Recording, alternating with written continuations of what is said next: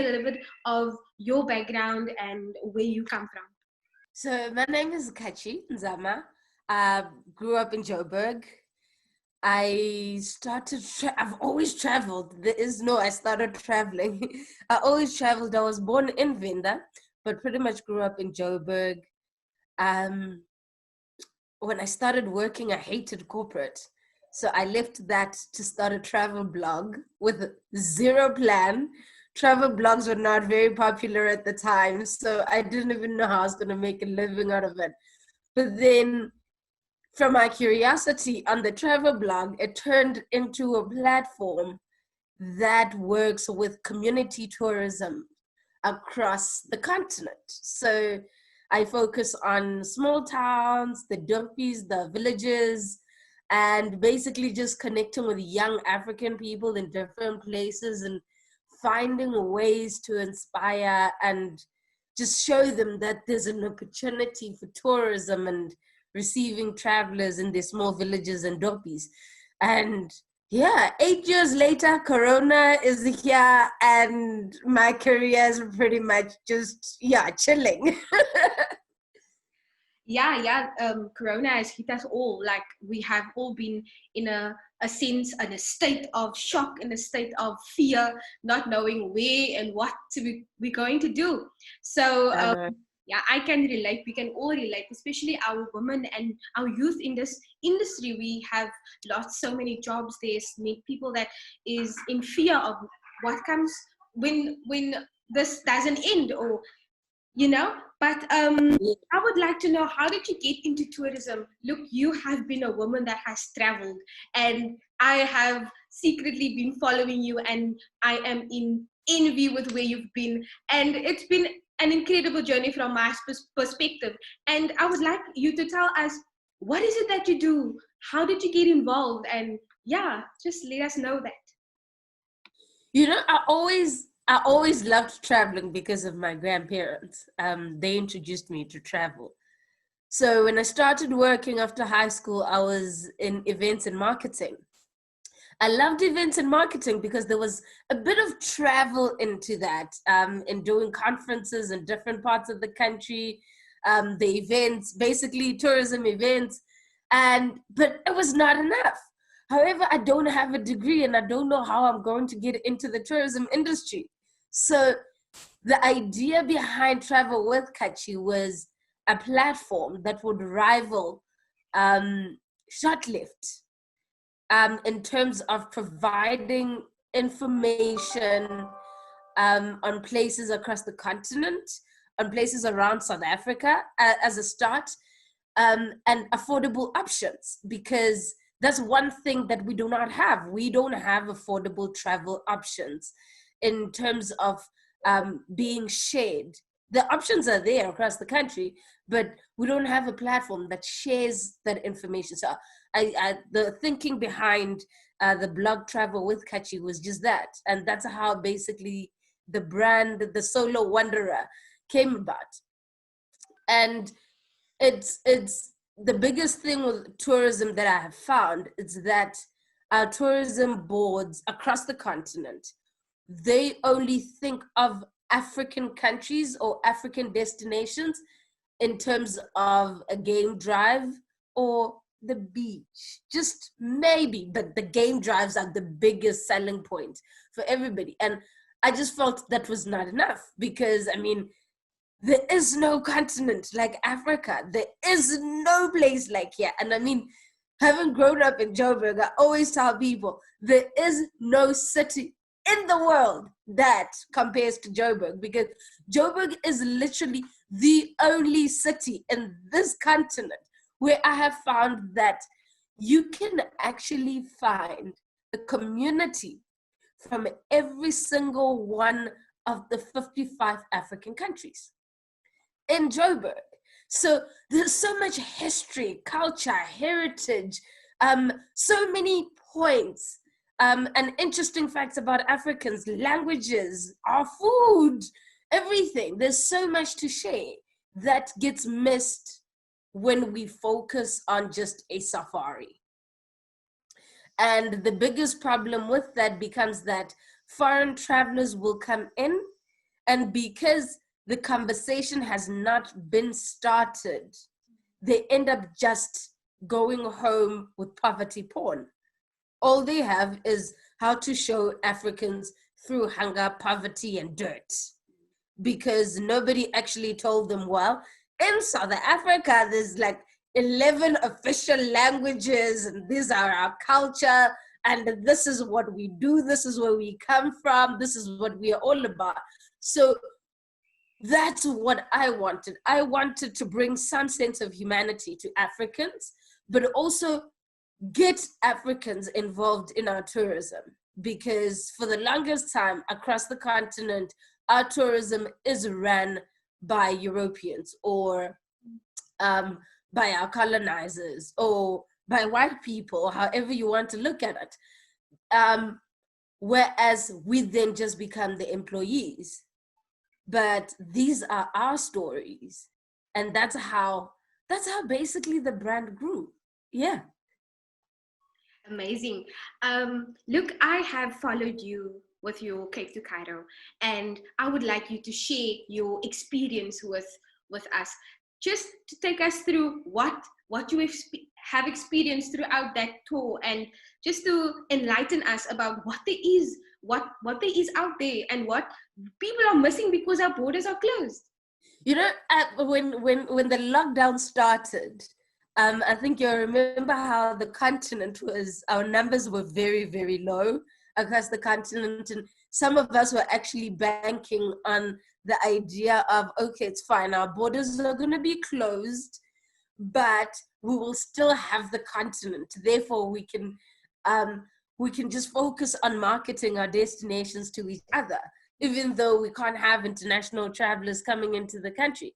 And when I did Cape to Cairo, that was a bit overwhelming because I had never done anything as crazy. Also, the countries I was going to, I didn't know anybody, I didn't know the languages, nothing. But the people built my trip. It's from one country, somebody would phone somebody and say, hey, there's a random girl called Katchie, she's traveling alone. She's going to be in your city, so go and be her friend, you know. I was in a random, most rural, remote villages, and out of nowhere, just sitting on a log, I remember. And the chief came from behind me, and he said, you look different. You must be the South African traveler. So I looked at him, and I was like, what do you mean? How do you know about the South African traveler? It's like, well, I got a phone call to say I must look out for you. So there was so much love across the continent that I had received. People went out of their way to make sure that I was comfortable. I was well received. I used most of my accommodation, I used couch surfing as well because I wanted to connect more with the communities.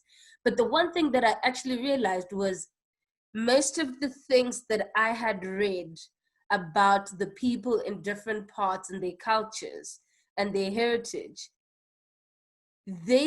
when I read it sitting in Johannesburg, I couldn't relate to it. It was weird how the culture was weird. But then when I got to experience their culture, like the Maasai people in Kenya, I actually realized these are just Black people. There's nothing weird about their cultural practices because even though they're the Maasai in Kenya, I can relate to what they're doing being from Venda because my great-grandmother used to do this stuff. And that's when you get to realize that there's so much similarities about us as Africans. And those are stories that are not being told. We don't understand we don't understand or even know ourselves. And therefore it is easier for us to stay separated, if I can use that word. So yeah. Wow, powerful words. I am very amazed by your experience, and in that context, right? How would you say is tourism important to us? How is it important to you?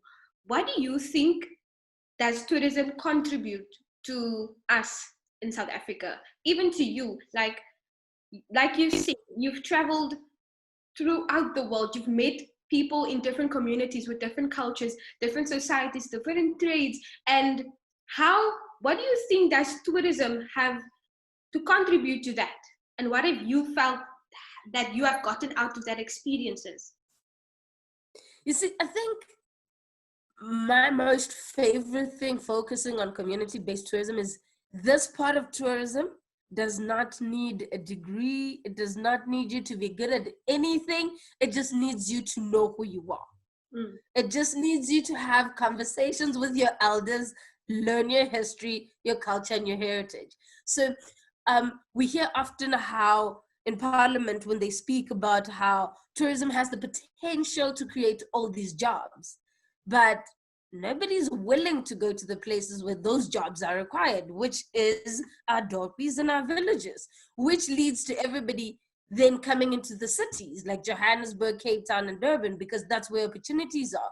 But the reality is, if you allowed somebody to stay in their village and you allowed them or informed them of the possible opportunities that are there, then they wouldn't have to come to Joburg to come and struggle. They would then be able to build something out of their own community, get the community together so that they can benefit.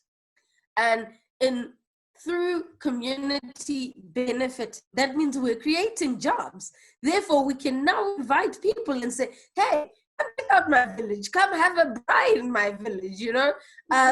We have this amazing view, this is what we do, this is what we eat. And more young people are looking for authentic experiences when they travel. And people in authentic experiences, I actually want to know somebody more than just being a tourist or being in a hotel where the hotel is going to, the person at reception is going to tell, oh, don't go there, that's too dangerous or whatever. But if you go in with a local, guess what? You just taught somebody that they can be a tour guide. I have friends that I met in other countries that I've been checking up, and we stay in contact now, even during the lockdown. And these are young people who, when I met them, they were just people that I randomly met at a shebeen. I bought them a beer and they became my guide. And I continued and I left their country and I continued with my travels. And today they're tour guides because they actually realized, oh man, I spent all this time showing Katchie around the usual things and Katchie gave me a tip. That means I can just find a lot more Katchies, show them around and teach them more about my home and who we are. And that could be a job. And that's how people become tour guides. So I think more than anything, it's trying to find the opportunities that are there, because most people don't know much about travel or the tourism industry. We still need to educate that this is actually an opportunity. Yes, you may see this place every day. Yes, this is home to you. Yes, it's not interesting. But this is actually a destination to somebody else. So how do we then take the tourism industry and package it in a way that it's understandable and it's relatable to our people so that they can share those experiences? And in that way, we create a lot more jobs and more fun for everybody. I agree. I totally agree. And I would like to end off with this question. If you were put in a place or in a position where you had to motivate our women and youth, who has been highly affected by the lockdown, by losing their jobs, by the entire asset of the borders being closed, what would you tell them? How would you motivate them to stay in the industry, to stay motivated, to stay hyped about our great South Africa? How would you apply that? How would you tell them? I think right now is a great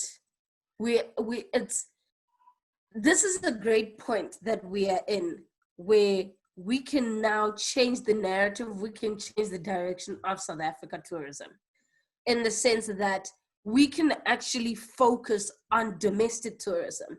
And I don't know why I never get the numbers available to myself when I need them. But if you look at the reports that South Africa Tourism puts out, with regards to how many South Africans are actually currently traveling around South Africa, you'll actually realize that a lot of us are getting our money through local tourism in our industry.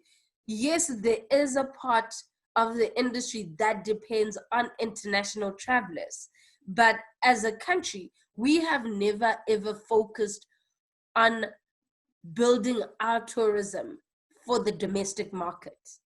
How do we then come together and work on doing that, so that no matter what happens or how it happens in the future, South Africa tourism can always be there, because what builds and sustains the industry is us. So if Corona comes back in a couple of years, or hopefully there is no pandemic in my lifetime again, because this is horrible. But should we have another pandemic, and the borders are closed, then we can be sustainable on our own. So I think that's another thing. What we need to do is we need to realize that we are communities. And this has always been my biggest gripe with government when it comes to community tourism.